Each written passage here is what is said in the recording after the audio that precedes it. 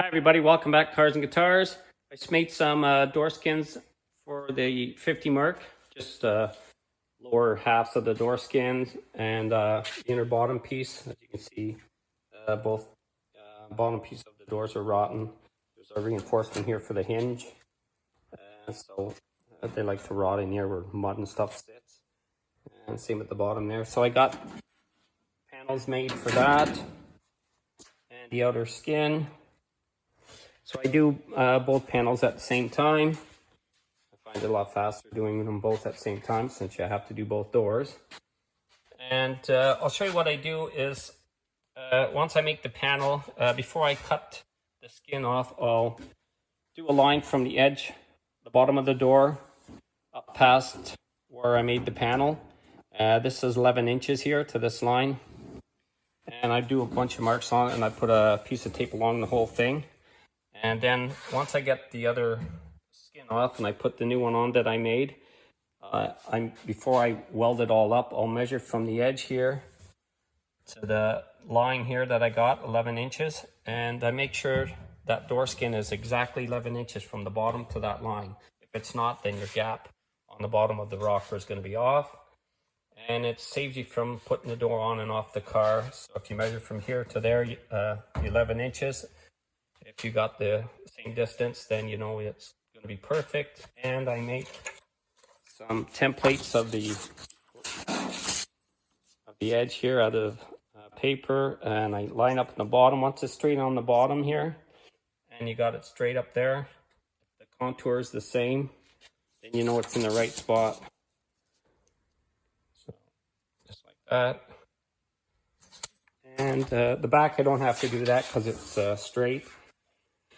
So then I put it on, I cut the edges if I know it's exactly at 11, and I'll weld the corner, tack weld the corners in, and then I'll start hammering dollying the lip over.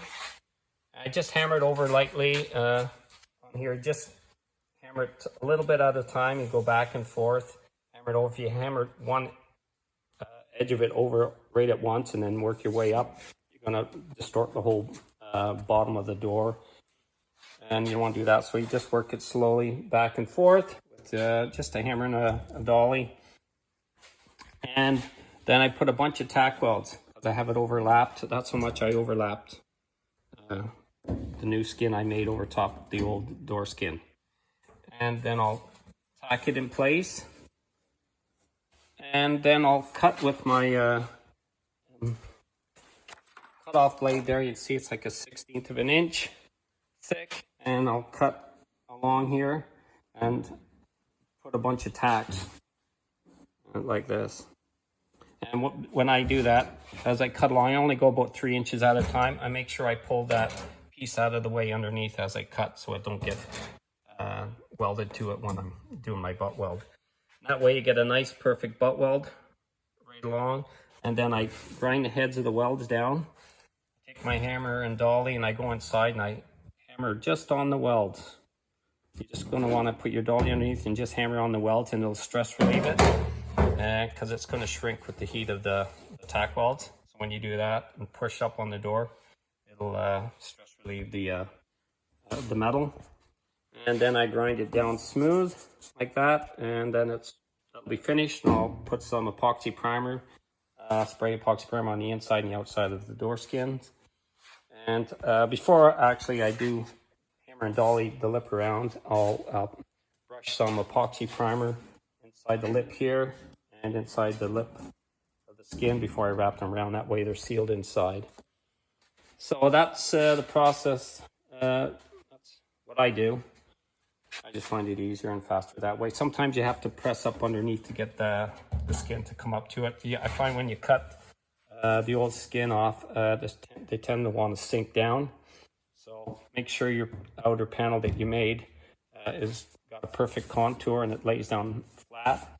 So you can press up to the skin you made with the old one and do a couple of tack welds. Sometimes it falls into place, sometimes it doesn't. So it all depends. But that's why when you do your tack welds, you can use your hammer and dolly to even it out if it's off a little bit. And sometimes I got an old kitchen knife that I use, and I can go in between the line here and just sort of even them out, level up the 2 panels before I tack weld it together. So that's it for now. Thanks for watching Cars and Guitars. I'm John Bluen.